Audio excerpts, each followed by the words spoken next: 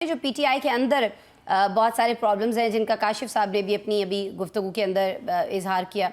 आपको लगता है कि वो प्रॉब्लम्स इसलिए हैं क्योंकि हुकूमत ने बहुत सारी जगहों पर बहुत बार रखना डाला है उन मुलाकातों के अंदर जो पीटीआई के लोग करना चाह रहे थे बानी से, अगर उनको खुलकर मुलाकातें करने दी जाएं, चाहे वो उनकी फैमिली मेम्बर्स हों, चाहे वो उनके पार्टी मेम्बर्स हों, तो ये इस तरह की चीज़ें इबाम जो है बहुत सारी जगहों पर वो दूर हो जाए। तो आपको नहीं लगता कि पीटीआई में जो इख्तलाफात हैं वो इस वजह से भी हैं कि बानी तक बहुत सारे लोगों की रसाई नहीं है या पैगाम रसानी उस तरह से नहीं हो पा रही है जो जिससे सहल हो सके मामलात? थैंक यू अस्मा साहबा, you invited me in your show. बात यह है कि बानी पीटीआई से आज तक जो मुलाकातें हुई हैं उनके रहनुमाओं की, उन मुलाकातों की प्रोडक्टिविटी क्या है? सिफर। अभी डॉक्टर अब्दुल वदूद साहब ने कहा कि जुल्फ़िकार अली भुट्टो साहब, मियां नवाज शरीफ साहब जो है उनको मुलाकातों की इजाजत होती थी। क्या जुल्फ़िकार अली भुट्टो साहब, मियां नवाज शरीफ साहब ने ये कभी कहा कि आप जाके इस्लामाबाद की जो पुलिस है वहां पर जो सरकारी तंसीबात है वहां पर जाके आग लगा दें? ये वाहिद ऐसे कैदी हैं इमरान खान साहब जो कि कैद में भी होकर जो है वो मुल्क में इंतशार चाहते हैं।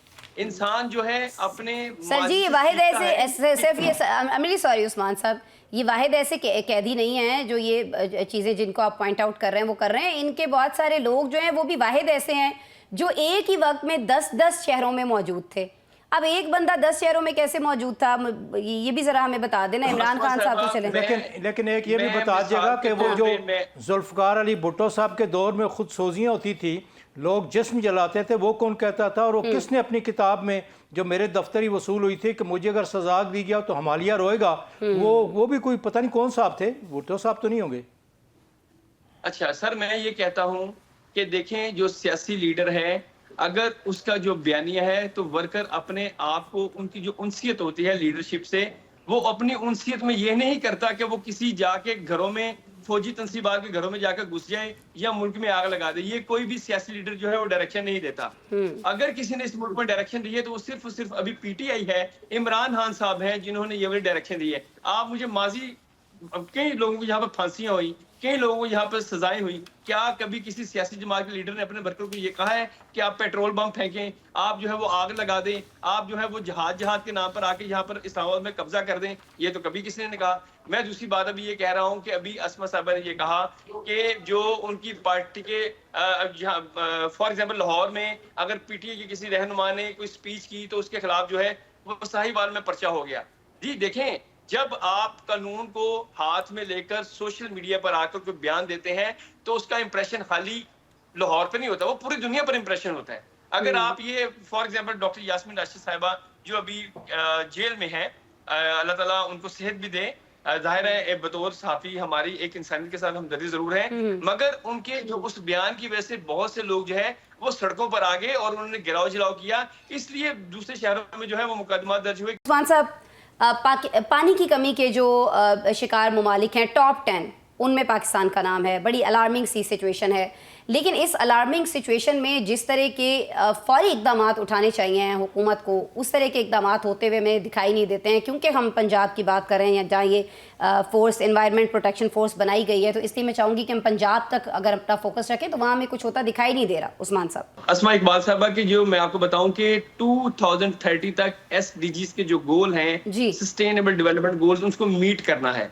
और तीसरी चीज मैं आपको ये बताना चाहता हूं कि ये एनवायरनमेंट प्रोटेक्शन ब्यूरो जो कि ईटीपी जिसे कहा जाता है, ये जो डिपार्टमेंट है, बिलीव मी, इसके पास खुद धुआं छोड़ने वाली गाड़ियां होती थी जो खुद स्मोक इमिट करती थी और धुएं का बाइस बनती थी। और मैं इसमें आपको इस चीज को अप्रिशिएट करना चाहिए कि जो यहाँ पर सूबाई वजीर हैं, सिंध सूबाई वजीर मरियम औरंगजेब, जब उन्होंने इस वजारत का चार्ज संभाला, बिलीव मी, मैं आपको बताऊं रेवोल्यूशनरी चेंजेस किए उन्होंने।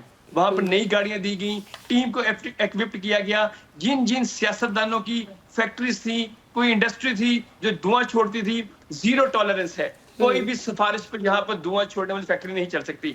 लाहौर में इस वक्त पाबंदी है, पर्चे होते हैं जो भी धुआं छोड़ने वाली गाड़ी चलाता है। मैं आपको बताऊं कि मरियम नवाज के बारे में अभी ओवरसीज कन्वेंशन था, वहां पर बिलीव में मेरे लोगों से मुलाकात हुई तो उन्होंने कहा कि यूं लगता है जैसे मरियम नवाज के हाथ में कोई मैजिकल एक्सपर्टीज है कि वो जो बोलती हैं काम को पूरा कर देते हैं। मुझे आप ये मैजिकल एक्सपर्टीज जो है ये साद रफीक साहब को क्यों दिखाई नहीं दे रही? वो तो अभी तनकीद कर गए, एक वीडियो आपने भी देखा होगा जो वायरल हो रहा है उनका।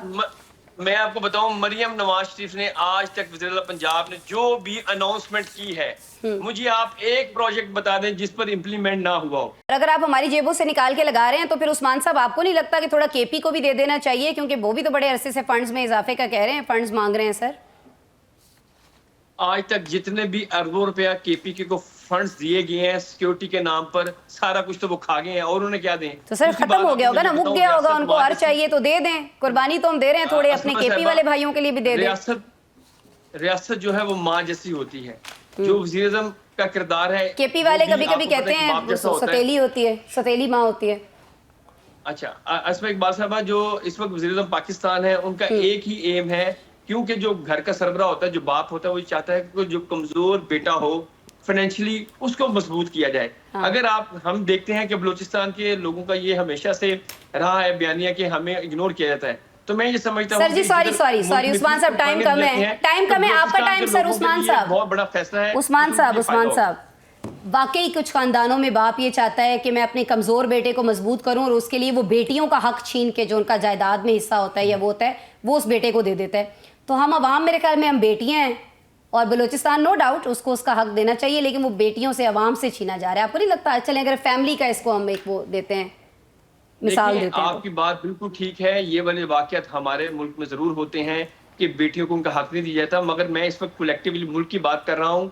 देखिए, ये कुछ ऐसा फैसला है जो ओपन फैसला है, कोई ढके छुपे बलूचिस्तान को पैसे नहीं दिए जा रहे, इसलिए उनको पैसे दिए जा रहे हैं कि वो लोगों इग्नोर्ड है। अगर वहां पर सूबे की तरक्की हो सकती है, तो अगर दीगर जो 3 सूबे हैं वो मिलकर उस सूबे की प्राइम मिनिस्टर साहब हेल्प करना चाहते हैं, तो इस चीज को हमें अप्रिशिएट करना चाहिए, क्योंकि हमें ये जो वहां पर साजिश हो रही है कि 2 सूबे जो है वो पाकिस्तान से अलग हो रहे हैं।